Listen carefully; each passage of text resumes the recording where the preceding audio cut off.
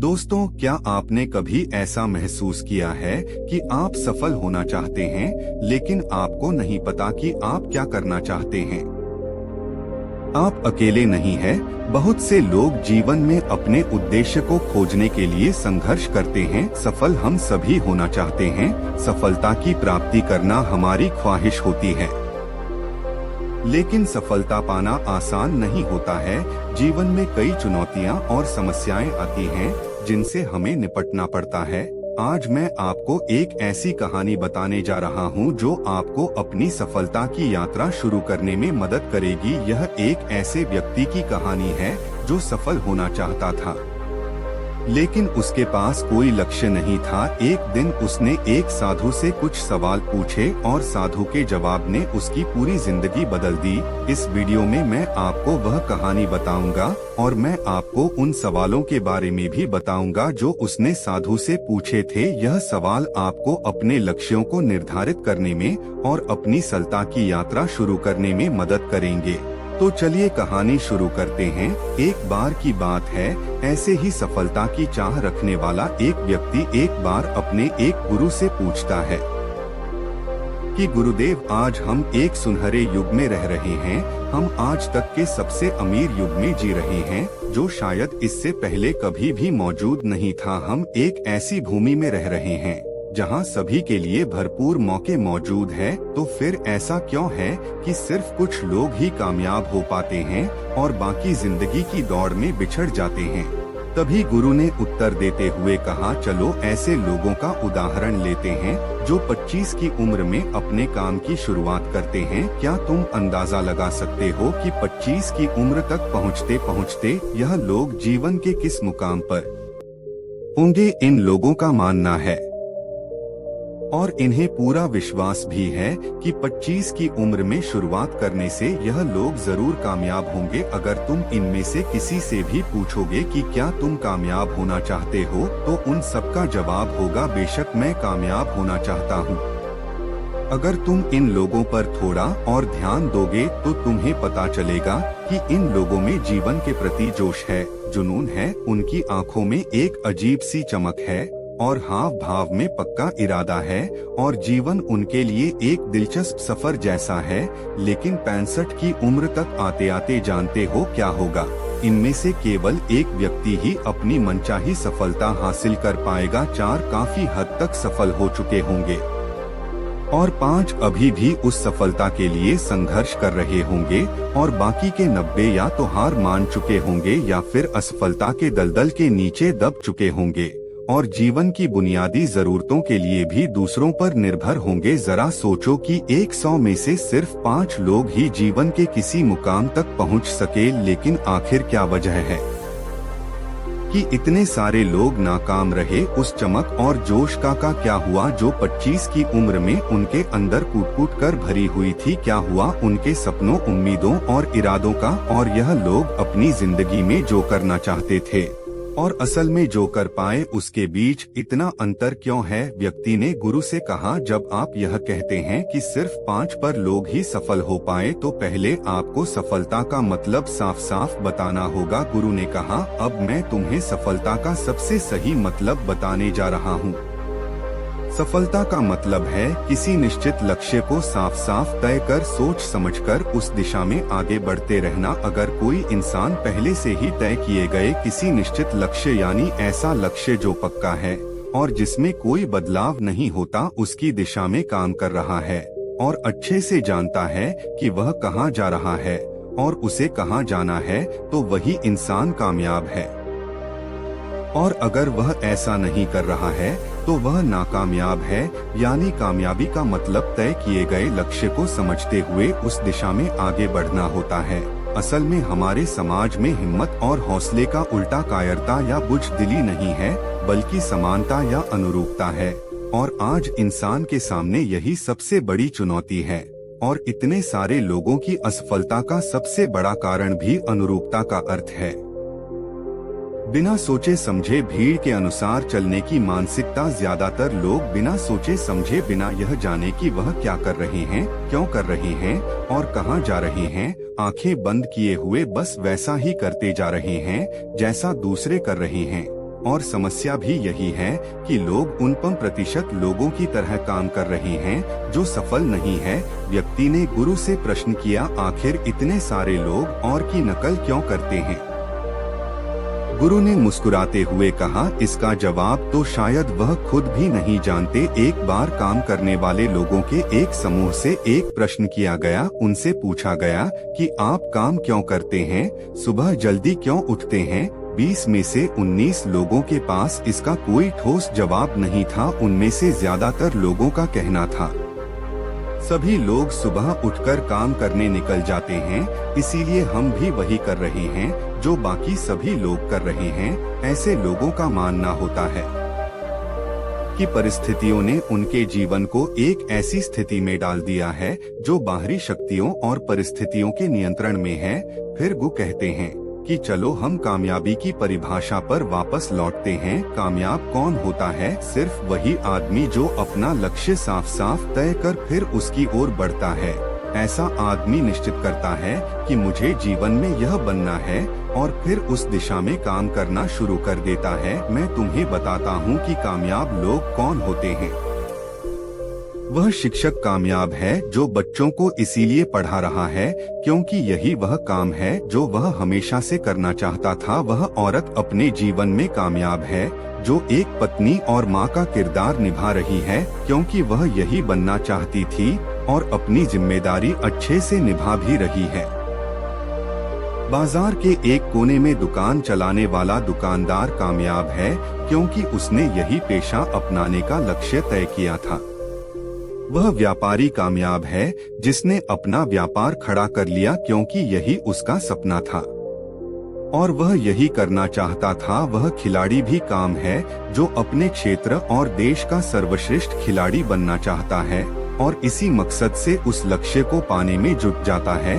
जिन लोगों के जीवन में कोई लक्ष्य होता है वह कामयाब होते हैं क्योंकि उन्हें पता होता है कि वह कहाँ जा रहे हैं, किस दिशा की ओर बढ़ रहे हैं और इससे वह कहाँ पहुँचने वाले हैं। बस इतनी आसान सी बात है। दूसरी तरफ नाकामयाब लोगों का मानना है कि उनके जीवन का रास्ता उनकी परिस्थितियां तय करती हैं, यानी जो चीजें उनके साथ होती हैं किसी बाहरी शक्ति द्वारा होती है। आसान शब्दों में कहे तो हर वह शख्स कामयाब है जो पहले से ही साफ साफ तय किए गए लक्ष्य को साकार करने की दिशा में सोच समझकर काम कर रहा है और आगे बढ़ रहा है। लेकिन 20 में से सिर्फ एक इंसान ही ऐसा कर पाता है, इसके अलावा बाकी सभी असफल हो जाते हैं। उस व्यक्ति ने गुरु से अगला प्रश्न किया, मुझे इस बात पर बड़ी हैरानी होती है कि दुनिया में इतने सारे लोग कड़ी मेहनत और ईमानदारी से काम करते हैं लेकिन इसके बाद भी उन्हें जिंदगी में कुछ खास हासिल नहीं हो पाता, तो वहीं कुछ लोगों को बिना ज्यादा मेहनत करे ही सब कुछ मिल जाता है। ऐसा लगता है कि जैसे उनके हाथों में कोई जादू है। मैंने कई लोगों को यह कहते हुए सुना है कि वह जिस चीज को हाथ लगा दे वह सोने में बदल जाती है। आखिर क्यों जो इंसान कामयाब हो जाता है वह और भी ज्यादा कामयाब होता चला जाता है और हमेशा कामयाबी की दिशा में ही कोशिश और काम करता रहता है। दूसरी तरफ लोग असफल होने के बाद लगातार और असफल होते जाते हैं और असफलता की दिशा में ही काम करते रहते हैं। तो क्या फर्क है इन दोनों में? गुरु ने उत्तर देते हुए कहा, इन दोनों में फर्क सिर्फ लक्ष्य का है। जिन लोगों के पास कोई लक्ष्य होता है वह उसी दिशा में काम करते हैं, जबकि कुछ लोगों के सामने कोई लक्ष्य नहीं होता। लक्ष्य और उसे पाने की योजना बनाकर काम करने वाले लोग कामयाब होते हैं क्योंकि उन्हें पता होता है कि किस दिशा में आगे बढ़ना है। चलो मैं तुम्हें यह एक उदाहरण से समझाता हूँ। एक ऐसे जहाज के बारे में सोचो जो बंदरगाह से निकलने वाला है। उसके पूरे सफर का नक्शा और योजना पहले से ही तय कर लिया गया है और उस जहाज का चालक और चालक दल अच्छे से जानता है कि जहाज कहाँ जा रहा है और सफर में कितने दिन लगेंगे। उस जहाज का एक निश्चित लक्ष्य है। एक निश्चित लक्ष्य और नक्शा साथ रखने वाला जहाज 1000 में से 9999 बार उसी मंजिल पर पहुंच जाएगा जहां के लिए उसे रवाना किया गया था। यानी 100% अपने लक्ष्य पर अब एक दूसरे जहाज को लेते हैं जो हुबहू पहले जहाज की तरह ही है। अंतर सिर्फ इतना सा है कि इस जहाज में कोई चालक और चालक दल नहीं है, का कोई निश्चित लक्ष्य नहीं है और ना ही कोई मंजिल है। हम बस उसे चालू कर देते हैं और आगे जाने देते हैं। अब ऐसे में बंदरगाह से छोड़ने के बाद या तो वह आगे जाकर डूब जाएगा या रास्ता भटककर किसी सुनसान समुद्र के तट पर आकर अटक जाएगा या फिर समुद्री तूफान में फंस जाएगा और नष्ट हो जाएगा। ऐसा जहाज कभी किसी जगह पहुंच नहीं सकता, क्योंकि ना तो उसका कोई लक्ष्य है और ना ही कोई मंजिल और ना ही उसे रास्ता दिखाने के लिए कोई चालक दल मौजूद है। इंसानों के साथ भी ठीक ऐसा ही होता है। व्यक्ति ने अगला प्रश्न किया, जीवन में एक निश्चित लक्ष्य रखने वाले लोग कामयाब क्यों होते हैं और जिनका कोई लक्ष्य नहीं होता वह असफल क्यों हो जाते हैं? गुरु ने मुस्कुराते हुए कहा, बेटा, हम जैसा सोचते हैं वैसे ही हम बन जाते हैं। इतिहास में आज तक जितने भी महान और बुद्धिमान शिक्षक, संत या पैगंबर हुए हैं, वह इस एक बात पर वह सभी पूरी तरह से सहमत रहे हैं कि इंसान जैसा सोचता है वैसा ही बन जाता है। एक आदमी का जीवन उसके विचारों से बनता है, यानी उसका जीवन वैसा ही होता है जैसे उसके विचार होते हैं, जैसा वह दिन भर सोचता है। अगर आदमी चाहे और थोड़ा धैर्य रखे तो उसे हर चीज हासिल हो सकती है। वह इंसान जिसके पास एक निश्चित लक्ष्य होता है वह उसे हर हाल में पूरा करने का प्रयास करता है और अगर उसमें पक्का इरादा हो तो उसके रास्ते में आने वाली कोई भी रुकावट उसे रोक नहीं सकती, क्योंकि वह अपने लक्ष्य को पूरा करने के लिए अपने अस्तित्व को भी दांव पर लगा देता है। इंसान अपनी सोच और अपने विचारों में बदलाव लाकर अपने जीवन को बदल सकता है। धीरे धीरे तुम्हारी सोच का तुम्हारे जीवन के साथ इतना गहरा रिश्ता बनता चला जाएगा कि तुम्हारी इच्छाएं हकीकत में बदलने लगेंगी। दरअसल इस प्रक्रिया में हमारी सोच, हमारी भावनाएं और आदतें इस प्रकार घुल मिल जाती हैं कि हमारा विश्वास सच बनकर हमारे सामने आ जाता है। अगर तुम किसी विशेष चीज के बारे में बहुत ज्यादा सोचते हो और उस पर इतना भरोसा करते हो कि यह तो होना ही है, तो निश्चित रूप से तुम उसे हासिल भी कर लोगे। अगर तुम दिल से अमीर बनने की इच्छा रखते हो तो बेशक तुम अमीर बन जाओगे। अगर तुम बुद्धिमान बनना चाहते हो तो तुम बुद्धिमान बनोगे। इसी तरह अगर तुम एक बेहतर इंसान बनना चाहते हो तो तुम जरूर पहले से कहीं बेहतर इंसान बन जाओगे। तुम्हें बस इस बात का ध्यान रखना है कि किसी भी चीज या एक लक्ष्य के लिए अपने अंदर एक मजबूत इच्छा शक्ति विकसित करना है और उस दौरान केवल वह एक लक्ष्य तुम्हारे सामने होना चाहिए। ऐसा नहीं होना चाहिए कि एक ही समय पर कई अलग अलग चीजों पर तुम्हारा ध्यान भटक रहा हो, क्योंकि जो विश्वास करता है उसके लिए सब कुछ मुमकिन है। ब्रह्मांड के सबसे महान नियमों में से एक नियम यह भी है कि अगर हमारी सोच नकारात्मक है तो हमें नकारात्मक परिणाम ही मिलेंगे। यह बहुत ही साधारण सा सच है जो जीवन में कामयाबी और समृद्धि का आधार है, क्योंकि अविश्वास यानी खुद संदेह असफलता की निशानी है। हमारी शंकाएं, हमारा आत्मसंदेह इतना खराब होता है कि वह हमें कोशिश करने से भी डरा देते हैं और जिन मौकों को हम आसानी से जीत सकते थे उन मौकों पर भी हम बुरी तरह से हार जाते हैं। जैसा कि मैंने पहले कहा, हम वही बनते हैं जिसके बारे में हम सबसे ज्यादा सोचते हैं। इसीलिए अगर हम वह आदमी है जिसके सामने कोई लक्ष्य नहीं है, जिसे नहीं पता कहाँ जाना है और जो इसी वजह संदेह, डर और चिंताओं में घिरा हुआ है, वह वैसा ही बन जाएगा जैसा वह सोच रहा है। अगर कोई इंसान किसी भी चीज के बारे में सोच ही नहीं रहा है तो अंत में वह कुछ भी नहीं बन पाएगा, कहीं भी नहीं पहुंच पाएगा। एक व्यक्ति ने अपने गुरु से पूछा, हम वैसे ही क्यों बन जाते हैं जैसा हम सोचते हैं? गुरु ने जवाब दिया, कल्पना करो कि एक किसान के पास एक छोटी सी जमीन है। यह जमीन बहुत उपजाऊ है। किसान इस जमीन में अपनी इच्छा के अनुसार कोई भी बीज बो सकता है। जमीन को इस बात से कोई फर्क नहीं पड़ता कि उसमें क्या बोया जा रहा है। यह फैसला पूरी तरह से किसान पर निर्भर करता है। ठीक इसी तरह हमारा मन भी एक जमीन की तरह होता है। मन को भी इस बात से कोई फर्क नहीं पड़ता कि हम उसमें किस तरह के विचार रखते हैं, उसमें जो कुछ भी रखा जाएगा वह वैसी ही फसल हमें देगा। उदाहरण के लिए, अगर हम अपने मन में सकारात्मक विचार रखते हैं तो हम सफलता की फसल काटेंगे, और अगर हम अपने मन में नकारात्मक विचार रखते हैं तो हम असफल का सामना करेंगे। याद रखो, जमीन को इस बात से फर्क नहीं पड़ता कि वह आम लौट आ रही है या बबूल, यह तो बस जो उसके अंदर डाला गया था उसी को कई गुना बड़ा करके वापस लौटा देती है। उसी तरह हमारा मन भी एक जमीन की तुलना में कहीं ज्यादा उपजाऊ और चमत्कारी होता है। मन को इस बात से कोई फर्क नहीं पड़ता कि हम उसमें क्या रखते हैं। कामयाबी या सफलता एक निश्चित और महत्वपूर्ण लक्ष्य या डर, गलत फहमी, नकारात्मकता और चिंता, लेकिन हम जो भी उसमें अनजाने रखते हैं वह वही हमें वापस लौटता है।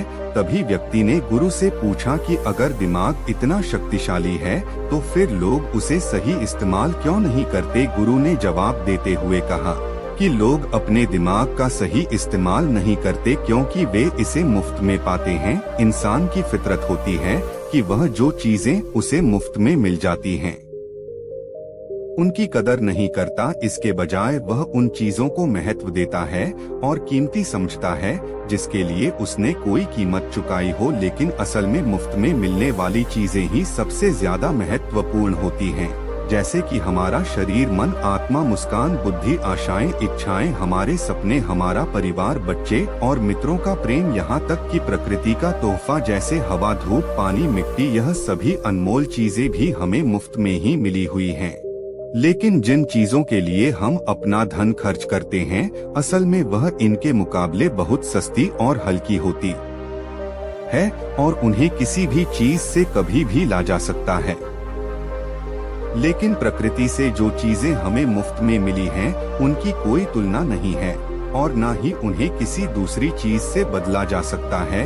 इसलिए हर व्यक्ति को यह फैसला करना चाहिए कि वह अपने दिमाग का इस्तेमाल किस काम के लिए करना चाहता है। अपने लक्ष्य का बीज अपने दिमाग में बोना चाहिए।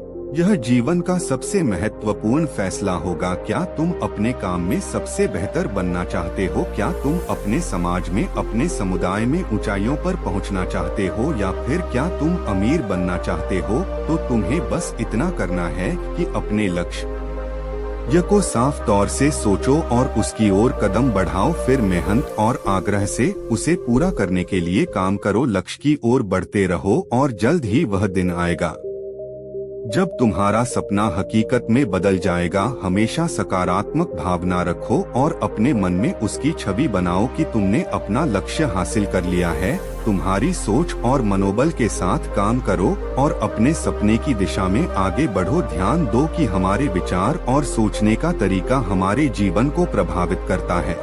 अगर तुम सकारात्मक तरीके से सोचो और मानो तो तुम्हारे लिए सफलता ज्यादा से आएगी। इसलिए अपने लक्ष्य की ओर बढ़ो, मेहनत करो और सकारात्मकता से सोचो। तुम जो सोचते हो वह तुम्हारे जीवन को दिशा देगा। व्यक्ति ने गुरु से आखिरी प्रश्न किया। उसने कहा कि क्या कोई ऐसा अभ्यास या तरीका है जिसके माध्यम से मैं इन सब बातों को अपनाकर अपने जीवन में बदलाव ला सकूं? तभी फिर गुरु ने कहा, बिल्कुल ऐसा अभ्यास भी है। अब मैं तुम्हें 30 दिनों का एक ऐसा अभ्यास बताने जा रहा हूं जिसको अगर तुमने सही से पूरा कर लिया तो यह तुम्हारे जीवन को बेहतर से बेहतर में पूरी तरह से बदल देगा। लेकिन याद रहे, कीमत चुकाए बिना हम कुछ भी हासिल नहीं कर सकते। इसीलिए इस 30 दिन के अभ्यास का परिणाम कुल उसके बराबर होगा जितनी तुमने कोशिश की होगी या जितनी तुमने इसके लिए कीमत चुकाई होगी। अब सवाल उठता है कि यह कीमत क्या होगी? तो इसमें कई सारी बातें शामिल है। पहली तो यह कि तुम्हें बुद्धि और भावना दोनों स्तर पर यह समझना होगा कि हम जैसा सोचते हैं बिल्कुल वैसा बनते भी हैं। इसीलिए अपने जीवन को अपने अनुसार चलाने के लिए तुम्हें अपने विचारों को अपने नियंत्रण में रखना होगा। यानी कि तुम्हें अंदर से यह बात माननी होगी कि तुम जैसा बोओगे वैसा ही तुम काटोगे। दूसरी बात, तुम्हें अपने मन से सभी बाधाओं और बेड़ियों को काट फेंकना होगा और यह सोचकर खुद को उस काम में झोंक देना होगा कि यही काम मेरे लिए प्रकृति ने या किसी दिव्य शक्ति ने तय किया है। यानी तुम्हें यह मानना होगा कि सभी सीमा रेखाएं, सभी मानसिक रुकावटें तुम्हारी खुद की बनाई हुई है और तुम्हारे सामने तुम्हारी कल्पना से भी ज्यादा अवसर मौजूद है। यानी तुम्हें उन तमाम छोटे और सीमित सोच व विचारों से ऊपर उठना होगा जिन्हें तुमने बिना सोचे समझे या परखे सच मान लिया है। तीसरी बात, अपनी समस्याओं पर सकारात्मक रूप से सोचने के लिए खुद को प्रोत्साहित करने के लिए अपनी पूरी क्षमता और हिम्मत का इस्तेमाल करना होगा। इसके साथ ही अपने लिए एक निश्चित और स्पष्ट लक्ष्य तय करने के लिए अपने दिमाग को अपने लक्ष्य के बारे में भी संभव गुणों से विचार करने का अवसर देना होगा। अपनी कल्पना को खुली छूट देना होगा ताकि वह हर संभव समाधान की खोज कर सके। इस विचार को मानने से इनकार कर दो कि लक्ष्य प्राप्ति के रास्ते में कोई भी बाधा तुम्हें हरा भी सकती है। जब तुम्हें लक्ष्य की तरफ ले जाने वाला रास्ता साफ साफ दिखाई देने लगे तो पूरी और जोश के साथ फैसला लेते हुए काम करो और खुद को लगातार यह याद दिलाते रहो कि तुम अपनी उपलब्धि और कामयाबी के बिल्कुल नजदीक खड़े हो। चलो महत्वपूर्ण बिंदुओं को फिर से एक बार जल्दी से दोहरा लेते हैं जो हमें एक खूबसूरत जीवन जीने के लिए कीमत के रूप में चुकानी है। पहला, हम वैसे ही बनेंगे जैसा हम सोचते हैं। दूसरा, कल्पना की शक्ति को समझो और अपने दिमाग को ऊंची उड़ान भरने दो। तीसरा, हिम्मत और हौसला रखते हुए हर दिन अपने लक्ष्य की ओर पूरी लगन और एकाग्रता के साथ डटकर लगे रहो। साथ ही यह बात भी याद रखो कि कोई भी विचार तब तक बेकार और मामूली होता, लेकिन उससे पहले अपने दिमाग में यह बात ठीक से बैठा लो कि इस अभ्यास में तुम कुछ भी खोने नहीं जा रहे हो, बल्कि संभावना है कि तुम बहुत कुछ पा सकते हो। दो बातें हम सभी पर लागू होती कि हम सब कुछ ना कुछ चाहते हैं और हम सब किसी न किसी चीज से डरे हुए होते हैं। मैं चाहता हूँ कि तुम कागज पर लिखो कि वह क्या चीज है जिसे तुम सबसे ज्यादा पाना चाहते हो। यह कुछ भी हो सकता है, जैसे कि ज्यादा पैसे कमाने की चाहत, या हो सकता है तुम एक सुंदर घर चाहते हो, या फिर अपने परिवार में ज्यादा प्रेम या तालमेल लाना चाहते हो, या फिर जिंदगी में कोई खास मुकाम हासिल करने का सपना हो। तुम उस कागज पर साफ साफ लिखो कि तुम क्या चाहते हो और इस बात का ध्यान रखो कि 30 दिनों तक केवल यही तुम्हारा इकलौता और निश्चित लक्ष्य हो। तुम्हें इसे किसी और को दिखाने की जरूरत नहीं है, लेकिन इसे हमेशा अपने साथ रखो ताकि तुम दिन में इसे कई बार देख सको। इस पर लिखे गए लक्ष्य के बारे में हर सुबह उठते ही आराम से मन में खुशी भरकर सकारात्मक तरीके से सोचो। दिन भर में जब भी तुम्हें मौका मिले तो इस कागज को जरूर देखो और रात में सोने से ठीक पहले भी देखना ना भूले। जब भी तुम इसे देखते हो तो याद रखो कि तुम वही बनोगे जिसके बारे में तुम बार बार और लगातार सोचते हो। और क्योंकि इसे देखते समय तुम अपने लक्ष्य के बारे में सोच रहे हो, तो यह मान लो कि तुम बहुत ही जल्द अपने लक्ष्य को हासिल करने वाले हो। असल में जिस क्षण हम इसे लिख लेते हैं और इसके बारे में सोचना शुरू कर देते हैं, यह उसी क्षण से मुमकिन होना शुरू हो जाता है, यानी कि वह लक्ष्य हमारा हो जाता है। 30 दिनों के लिए तुम्हारा अगला काम होगा कि जिस चीज से भी तुम्हें डर लगता हो उसके बारे में सोचना बिल्कुल बंद कर दो। जब भी तुम्हारे मन में कोई डर या नकारात्मक विचार आए तो मन में अपनी सकारात्मक और सार्थक लक्ष्य के मानसिक तस्वीर की कल्पना करना शुरू कर दो। इस अभ्यास के दौरान एक ऐसा वक्त भी आएगा जब तुम थककर हार मानने लगोगे, क्योंकि व्यक्ति के लिए सकारात्मक सोचने की तुलना में नकारात्मक सोचना ज्यादा आसान होता है। और यही कारण है कि इस 100 में से सिर्फ 5 लोग ही कामयाब हो पाते हैं। तुम्हारी कोशिश यह होनी चाहिए कि तुम उन 5 पर लोगों में अपनी जगह बना सको, और इसके लिए तुम्हें अभी से शुरुआत करनी होगी। इन 30 दिनों के लिए तुम्हारे दिमाग का नियंत्रण पूरी तरह से तुम्हारे हाथ में होना चाहिए। इस दौरान दिमाग को वही सोचना होगा जिसकी इजाजत तुम इसे दोगे। 30 दिनों के इस परीक्षण के दौरान तुम हर दिन उससे भी ज्यादा काम करो जितना तुम्हें करना। इसके अलावा एक जोशीला और उत्साहित रूप बनाए रखने के लिए पहले से भी ज्यादा प्रयास करो। यह ध्यान में रखते हुए करो कि तुम्हें जीवन में ठीक उसी के बराबर कुछ मिलेगा जितना तुम उसमें लगाओगे। जिस क्षण हम किसी लक्ष्य के लिए काम करने का फैसला कर लेते हैं, उसी क्षण हम एक कामयाब इंसान बन जाते हैं और उन गिने चुने खास लोगों में आ जाते हैं जो अच्छे से जानते हैं कि वे कहाँ जा रहे हैं। के बाद हम 100 में से सिर्फ उन 5 लोगों की गिनती में आ जाते हैं। अपने मन से पूरी तरह से यह चिंता मिटा दो कि तुम अपने लक्ष्य को कैसे हासिल कर पाओगे और इसे उस एक शक्ति के ऊपर छोड़ दो जो तुमसे भी कहीं ज्यादा सक्षम और ताकतवर है। तुम्हें बस यह पता होना चाहिए कि तुम किस दिशा में और कहाँ जा रहे हो। बाकी जो भी सवाल तुम्हारे सामने हैं और आएंगे, उसका समय के साथ उनका जवाब खुद ब खुदा बताई गई इन बातों को याद रखो और अभ्यास के दौरान हर दिन अपने सामने रखो। सवाल पूछो और उसका जवाब तुम्हें मिल जाएगा। खोजो और तुम उसे पा लोगे। दस्तक दो और तुम्हारे लिए दरवाजा खुलेगा, क्योंकि हर वह इंसान जो कुछ जानने की इच्छा रखता है उसे जवाब मिलता है, जो खोजता है उसे मिल जाता है और जो दस्तक देता है उसके लिए दरवाजा खुलता है।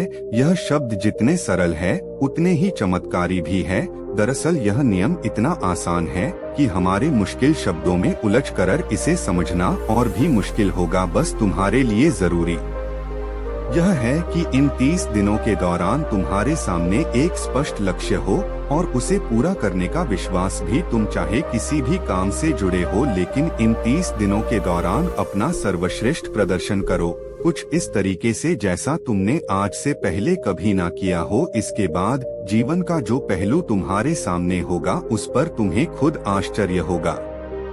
इन नियम को अपनाकर तुम उन गिने चुने भाग्यशाली लोगों में से एक बन जाओगे। हमें उम्मीद है कि आपको यह स्टोरी पसंद आई होगी। अपने सुझाव हमें कमेंट बॉक्स में दीजिए। बुद्धा सारांश चैनल पर आपका स्वागत है। आइए नई स्टोरी शुरू करते हैं। जैसी करनी वैसी भरनी। यह वाक्य तो आपने सुना ही होगा, अर्थात जैसे आप कर्म करोगे वैसा ही आपको फल भी प्राप्त होगा। लेकिन मेरा एक प्रश्न है, क्या आप इस बात पर यकीन करते कि जैसा आप कर्म करें? प्रश्न है, क्या आप इस बात पर यकीन करते कि जैसा आप कर्म करेंगे वैसा ही आपको फल भी मिलेगा? अब आप में से अधिकतर लोगों के मन में यह प्रश्न जरूर उठ रहा होगा, क्योंकि इसमें पूछने वाली बात क्या है? यह तो सत्य ही है कि जैसे हम कर्म करेंगे वैसा ही हमें फल भी मिलेगा। लेकिन एक बार के लिए आंखें बंद करके अपने आप से यह प्रश्न कीजिए। देखिएगा कि आपको इस प्रश्न का उत्तर स्पष्टता से नहीं मिल पाएगा। कहीं ना कहीं आपके मन में एक संशय जरूर होगा कि क्या यह बात सच है या झूठ, क्योंकि आपने अपने आसपास तो ऐसे कई लोगों को देखा होगा जो लोग बहुत अच्छे कर्म करते हैं, बहुत अच्छे स्वभाव के होते हैं, वे कभी किसी का बुरा नहीं करते, किंतु फिर भी उनके साथ हमेशा बुरा ही होते हैं। वो लोग हमेशा दुखी रहते हैं, हमेशा परेशान रहते हैं। आपने कई बार यह भी देखा होगा, या फिर आप में से ही कई ऐसे लोग भी होंगे जिन्होंने अपनी परीक्षाओं के लिए जीत और मेहनत की होगी, लेकिन फिर भी अंत में उनके हाथ निराशा ही लगी। तो इसका अर्थ क्या होगा? क्या इसका अर्थ यह है कि जिन भी महापुरुषों ने इस कहावत को कहा है, क्या यह झूठ है? क्या वह महापुरुष गलत थे? नहीं, वास्तविकता तो यह है कि हम अपने कर्मों का लेखा जोखा तो समझ ही नहीं पाते, और इसी कारण हम यह सोचते हैं कि हम तो बहुत अच्छा कर्म कर रहे हैं, हम लोगों की भलाई कर रहे हैं, लोगों की मदद कर रहे हैं, फिर भी हमें ना जाने क्यों हमेशा दुख और परेशानी ही उठानी पड़ती है। लेकिन आज की जो कहानी मैं आपके लिए लेकर आया हूँ, इस कहानी के माध्यम से आप यह समझ जाएंगे कि आखिर कर्मों का यह लेखा जोखा हमारे जीवन पर किस प्रकार प्रभाव होता है। एक समय की बात है, एक गांव में 2 भाई रहा करते थे। दोनों ही कुशल थे, किंतु उनमें से एक बहुत ही क्रूर और चालाक था। उसने धोखा देकर अपने छोटे भाई की सारी जमीन जायदाद अपने नाम करवा ली थी और छोटे भाई के नाम पर कुछ भी नहीं बचा था। उसे तो बस एक टूटी फूटी झोपड़ मिली थी जिसमें वह और उसकी पत्नी रहा करते थे। उसकी पत्नी भी हमेशा बीमार रहती और उसे तरह तरह की यातनाएं, पड़ाव और समस्याओं का सामना करना पड़ता था। छोटा भाई बहुत गरीब था, उसके पास पैसे भी नहीं थे ताकि वह अपनी पत्नी का इलाज करवा सके, लेकिन वह बहुत शांत भाव का था, अच्छी प्रवृत्ति का था। इस कारण वह कभी किसी से क्लैश नहीं करता था, ना ही किसी के लिए बुरा सोचता था। वह कभी किसी का बुरा नहीं करता था। फिर भी उसके मन में हमेशा एक प्रश्न रहता था। वह हमेशा अपने आप से कहता था, हे ईश्वर, मैंने कभी किसी के साथ बुरा नहीं किया, कभी किसी का बुरा नहीं सोचा, फिर भी आखिर मेरे साथ इतना बुरा क्यों होता है। मेरी पत्नी हमेशा बीमार रहती है, मेरे बच्चों को 2 वक्त का खाना तक नसीब नहीं होता और मैं चाहकर भी अपने परिवार को एक अच्छा जीवन तक नहीं दे पा रहा। आखिर ऐसा क्यों। वहीं पर दूसरी तरफ मेरा भाई है जो बहुत क्रूर है, चालाक है, घमंडी है। उसे देखो, वह अपना जीवन कितने ऐशो आराम के साथ जी रहा है। उसके पास ढेर सारा धन है, रहने के लिए अच्छा मकान और खाने के लिए अच्छे अच्छे पकवान है। वह तो अपना जीवन मजे में जी रहा है और मैं यहाँ पर घुट घुट कर मर रहा हूँ। उसे कोई परेशानी नहीं और मेरी परेशानियाँ खत्म होने का नाम ही नहीं लेती। यह सोचता हुआ वह इस विचार पर पहुँचा कि लगता है बुरे कर्मों का फल ही अच्छा होता है और अच्छे कर्मों का फल अच्छा नहीं मिलता है।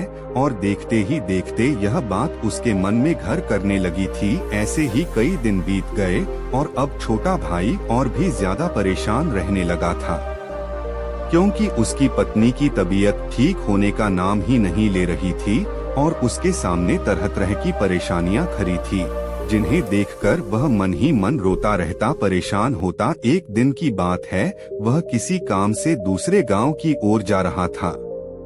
तभी उसकी नजर एक साधु पर पड़ी। वह साधु एक द्वार पर खड़े होकर भिक्षा मांग रहे थे और वह हमेशा केवल एक ही बात कह रहे थे, तेरे कर्म तेरे हिस्से और मेरे कर्म मेरे हिस्से। जब छोटे भाई के कानों में यह बात पड़ी तो उसे बहुत क्रोध आया। वह तुरंत ही उन साध के पास जा पहुंचा और उनसे कहने लगा, हे गुरुवर, मैं आपको कब से देख रहा हूँ, आप केवल एक ही बात कह रहे हैं, तेरे कर्म तेरे हिस्से और मेरे कर्म मेरे हिस्से। क्या यह सत्य है? इस बात का जवाब देते हुए वह साधु कहते हैं, हाँ यह बिल्कुल सत्य है, क्या तुम्हें इस पर यकीन नहीं? तभी वह छोटा भाई उन गुरु से कहता है, हे गुरुवर, लगता है आपको कोई भ्रम हो गया है। मैंने अपने जीवन में कभी कोई बुरा कर्म नहीं किया, ना ही मैंने कभी किसी के बारे में बुरा सोचा, ना ही किसी का बुरा किया। उसके बाद भी मैं हमेशा परेशानियों से घिरा रहता हूँ। तकलीफें दिन बदन मुझे और परेशान कर रही हैं। मुझे तो आज तक मेरे अच्छे कर्मों का कोई अच्छा फल नहीं मिला। फिर आप यह कैसे कह सकते हैं कि अच्छे कर्मों का फल अच्छा मिलता है? मेरी पत्नी हमेशा बीमार रहती है और मेरे घर में खाने तक के लिए पैसे नहीं है, यहाँ तक कि मेरे बच्चे भी भूखे रह जाते हैं और फिर भी आप कहते हैं कि अच्छे कर्मों के फल अच्छे मिलते हैं। तभी वह साधु बड़े ही शांत स्वभाव से उस व्यक्ति से कहते हैं, लगता है परिस्थितियों ने तुम पर बहुत गहरा प्रभाव डाला है। ऐसा प्रतीत हो रहा है कि तुम परिस्थितियों के आगे हार मान चुके हो और इन कठिन परिस्थितियों ने तुम्हारी सोच को भी बदल दिया है, इसी कारण तुम ऐसा कह रहे हो। इस पर वह व्यक्ति कहता है, हे गुरुवर, ऐसा लगता है कि खुद परिस्थितियों से हारकर दूसरों के घर घर भिक्षा मांगकर भोजन ग्रहण कर रहे हो और मुझे कहते हो कि मैंने परिस्थितियों के सामने हार मान ली है। मुझे आपका यह भाषण नहीं सुनना, मैं जा रहा हूँ। तभी उसे रोकते हुए वह साधु उस व्यक्ति से कहते हैं, ठीक है तुम चले जाओ, लेकिन उससे पहले मेरा एक काम कर दो। वह व्यक्ति कहता है, अरे मैं कोई काम नहीं करने वाला, मैं तो जा रहा हूँ। तभी वह साधु कहते हैं, बेटा मैं जानता हूँ तुम्हारे मन में क्या प्रश्न है। तुम इस बात से परेशान हो कि तुमने अच्छे कर्म किए और उसके बाद भी तुम्हें अच्छे फल नहीं प्राप्त हो रहे। लेकिन क्या तुम इस प्रश्न का जवाब नहीं जानना चाहते? क्या तुम यह नहीं जानना चाहते कि तुम्हारे साथ ऐसा क्यों हो रहा है? यह सुनकर वह छोटा भाई कुछ देर के लिए चुप हो गया और कुछ देर सोच विचार करने के बाद वह कहता है, अच्छा ठीक है, बताइए मुझे क्या करना होगा। तभी वह साधु उस व्यक्ति से कहते हैं, मेरा बस एक छोटा सा काम कर दो। कल सुबह सुबह तुम मेरे लिए कुछ फल लेकर मेरे आश्रम आ जाना और जब तुम वहाँ पर आओगे तो मैं तुम्हें तुम्हारे सभी प्रश्नों का उत्तर तुम्हें दे दूंगा और तुम्हें यह भी समझ में आ जाएगा कि तुम्हारे साथ ही ऐसा क्यों हुआ। इतना कहकर वह साधु अपना भिक्षा पात्र लेकर वहाँ से अपने आश्रम की ओर चलने लगे, लेकिन वह व्यक्ति कुछ देर के लिए वहीं पर खड़ा रह गया और यह सोचने लगा कि क्या उसे फल लेकर उन गुरु के आश्रम में जाना चाहिए या नहीं। यही सोचता हुआ वह घर लौट आया। रात भर उसके मन में केवल यही प्रश्न था कि मैं उनके पास फल लेकर जाऊं या ना जाऊं। देखते ही देखते सुबह होने लगी और अब उस छोटे भाई ने यह तय कर लिया कि वह फल लेकर उन गुरु के आश्रम जरूर जाएगा। वह घर से निकलता है और कुछ फल खरीदता है, जिससे लेकर वह उन गुरु के आश्रम की ओर चल पड़ता है। उन गुरु का आश्रम थोड़ी दूर पर था और उसका रास्ता पास के ही जंगल से होकर गुजरता था, इसीलिए उस रास्ते पर कोई हलचल भी नहीं थी और जगह जगह पर लंगूर और बंदर दिखाई दे रहे थे।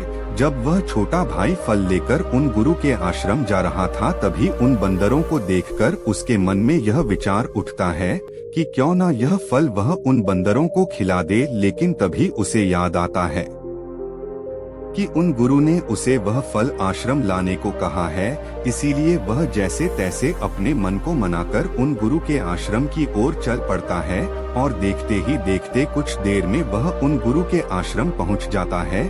वह उन्हें प्रणाम करके उनसे कहता है, यह देखिए मैं आ गया और जैसा कि आपने कहा था कुछ फल लाने के लिए वह भी मैं लेकर आया हूँ। अब तो मुझे बता दीजिए कि आखिर मेरे साथ ही ऐसा क्यों होता है। तभी वह साधु मुस्कुराते हुए उस व्यक्ति से कहते हैं, बताता हूँ, लेकिन उससे पहले तुम मेरे एक प्रश्न का उत्तर दो। तभी वह व्यक्ति कहता, कौन सा प्रश्न? तभी वह साधु कहते हैं, जब तुम मेरे आश्रम की ओर आ रहे थे और तुम्हारे मन में जब यह विचार उठा कि तुम यह फल उन बंदरों को खिला दो, तो तुमने ऐसा क्यों नहीं किया।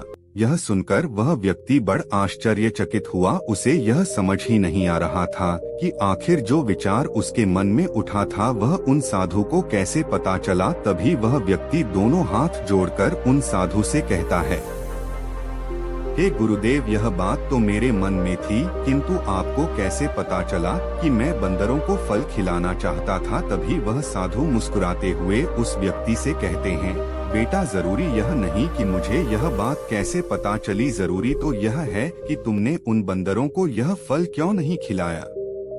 वह व्यक्ति कुछ देर के लिए सोच में पड़ गया और उसने हर बराते हुए उन साधु को जवाब दिया, क्योंकि आपने मुझे यह फल आपके पास लाने के लिए कहा था।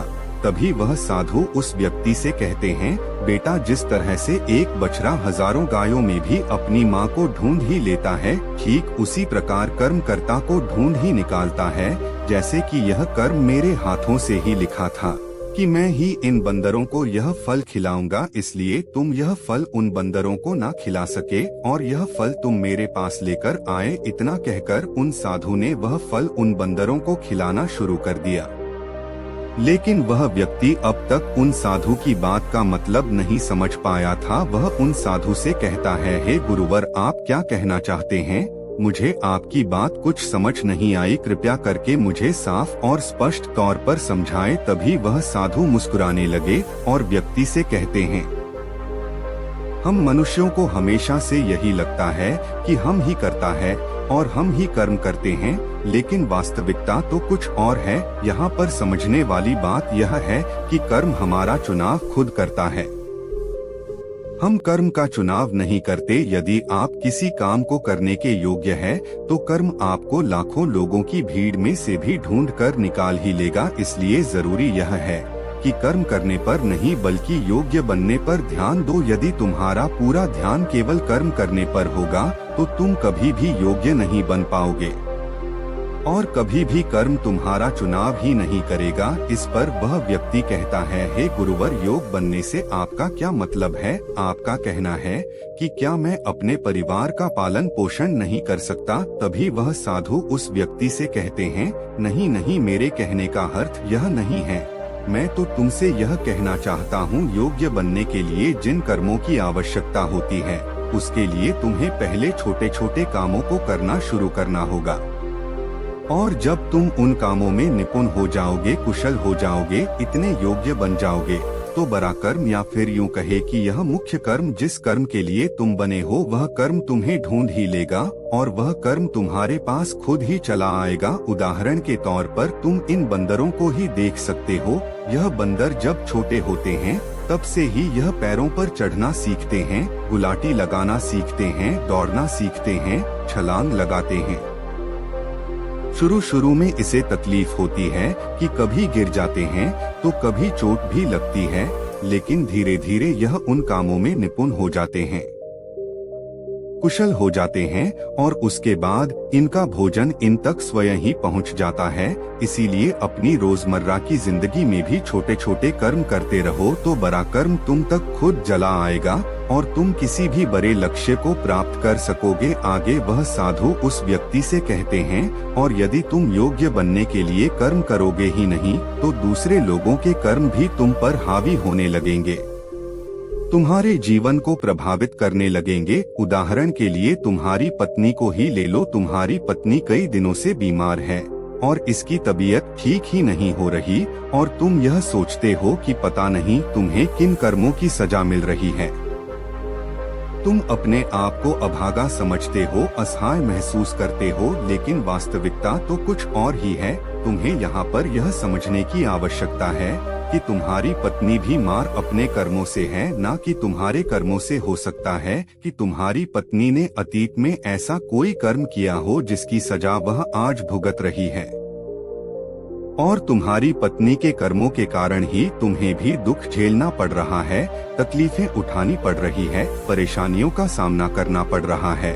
और यही कारण है कि अधिकांश लोग अपने परिवार के कारण, अपने बच्चों के कारण तरह तरह के दुख झेलते रहते हैं, तरह तरह की परेशानियों का सामना करते रहते हैं।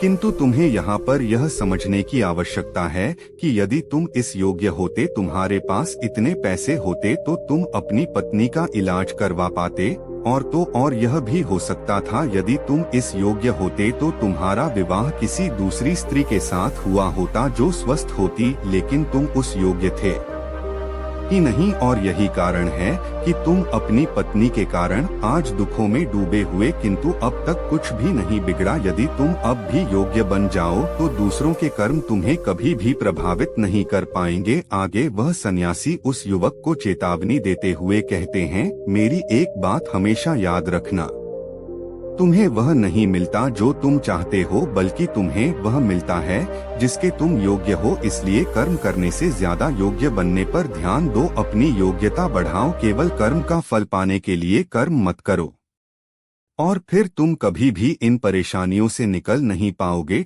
तभी वह व्यक्ति उस साधु के सामने दोनों हाथ जोड़कर उनसे कहता है, हे गुरुवर, आप हमेशा योग्य बनने की बातें कर रहे हैं, किंतु आप यह नहीं बता रहे हैं कि मैं अपनी योग्यता को किस तरह से बढ़ाऊं ताकि मेरा मुख्य कर्म मुझे ढूंढ ले। तभी वह साधु उस व्यक्ति से कहते हैं, यह तो बड़ा ही सरल है, फिर भी लोगों के लिए यह बहुत कठिन हो जाता है। सबसे पहला उपाय यह है कि जो भी कर्म तुम कर रहे हो उस कर्म को कर भूल जाओ, अर्थात योग बनने के लिए जो भी कर्म तुम कर रहे हो उसे याद ना रखो, उसे भूल जाओ।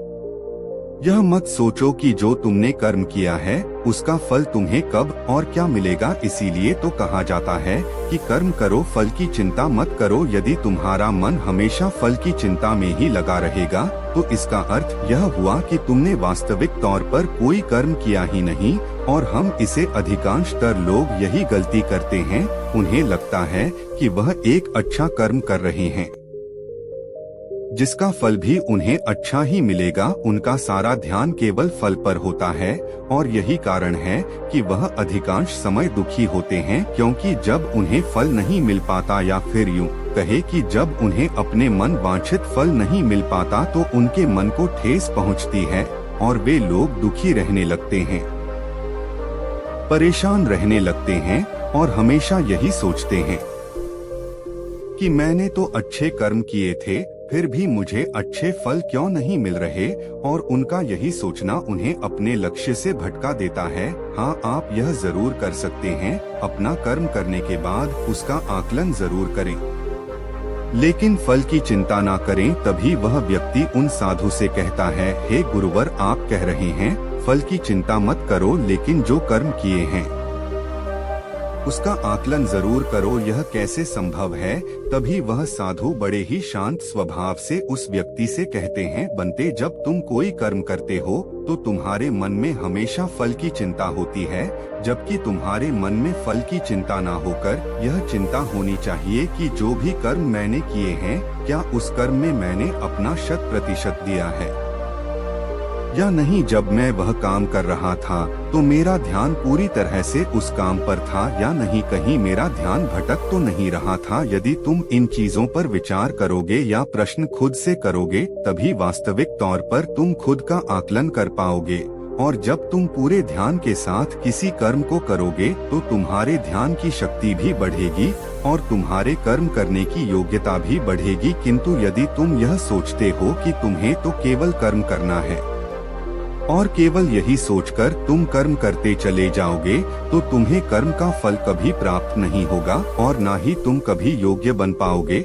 इसलिए कर्म करने के बाद आकलन जरूर करो। यह देखो कि जब तुम वह काम कर रहे थे तो तुम्हारा ध्यान, तुम्हारा शरीर, तुम्हारा मन पूरी तरह से उस कार्य पर था या नहीं। तभी वह व्यक्ति एक बार फिर उन साधु से प्रश्न करता है और कहता है, हे गुरुवर, आप सही कहते हैं कि जब भी हम कोई कर्म कर रहे हो हमारा पूरा ध्यान उस कर्म पर होना चाहिए, लेकिन मैं जब भी कोई कर्म करता हूँ तो मेरे मन में तरह तरह के विचार चल रहे होते हैं।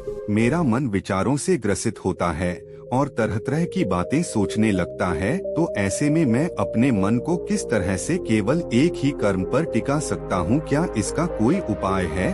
तभी वह साधु मुस्कुराते हुए उस व्यक्ति से कहते हैं, बनते, जब तुम कोई कर्म कर रहे हो और उसमें जब तुम अपना पूरा भाव लगा देते हो, अर्थात कर्म करते समय अपना पूरा भाव डाल देते हो, तो तुम्हारा मन, शरीर और तुम्हारे भाव उसी कर्म पर केंद्रित हो जाते हैं और तुम पूरी निष्ठा, प्रेम और सद्भाव के साथ उस कर्म को कर पाते हो, अर्थात अपना 100% दे पाते हो। और वहीं पर जब तुम केवल कर्म करने की सोच से ही कर्म करते हो तो तुम उसमें अपना भाव नहीं लगा पाते और ना ही तुम उसमें अपनी पूरी निष्ठा लगा पाते हो। इसी कारण वह कर्म नहीं रह जाता और ना ही उसका कोई फल तुम्हें प्राप्त होता है। आगे वह साधु उस व्यक्ति से कहते हैं, यदि कोई भी मनुष्य इन बातों को सही तरीके से अपने जीवन में उतारे, इन बातों को ध्यान रखकर कर्म करें, तो वह अपने आप को योग्य बना सकता है। और एक बार जब वह योग्य बन जाता है तो कर्म उसे कहीं से भी खोज कर निकाल लेगा और वह जीवन में किसी भी सफलता को प्राप्त कर पाएगा। इतना कहकर वह साधु मौन हो गए और वह छोटा भाई भी अब यह समझ चुका था कि उसके अच्छे कर्मों का फल उसे अच्छा क्यों नहीं मिल रहा था। उसने उन गुरु को प्रणाम किया और वह वापस घर की ओर लौट गया। तो दोस्तों, कैसी लगी आपको यह वीडियो? अपने सुझाव हमें कमेंट बॉक्स में दीजिए और हमारे चैनल बुद्धा सारांश को लाइक और सब्सक्राइब कर लीजिए। तो मिलते हैं एक और नई वीडियो में। धन्यवाद।